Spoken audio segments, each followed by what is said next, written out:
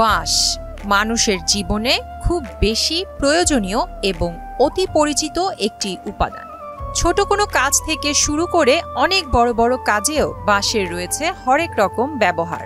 গ্রামীণ জনপদ থেকে শুরু করে উপজেলা, জেলা ও বিভাগীয় শহরগুলোতে গৃহস্থালী, কৃষি ও ব্যবসা ক্ষেত্রে বেত ও বাঁশের তৈরি সরঞ্জামাদি ব্যবহার হতো। ধারণ করা দৃশ্যে বাঁশের যে ব্যবহার দেখা যাচ্ছে তা কালের বিবর্তনে আধুনিক জীবনধারায় এখন বিলুপ্তির পথে। একদিকে বাঁশের দাম বেড়ে যাওয়া, অন্যদিকে প্লাস্টিকের ব্যবহার কদর কমিয়েছে বাঁশের। আমরা বাপদাদারা আগে কাজ করে আসতো, হেরার থেকে আমরা কাজটা শিখছি, শিখা করতেছি। তো আগে মোটামুটি আমরা বাপদাদা করছি না, এটার বাজারটা ভালো ছিল।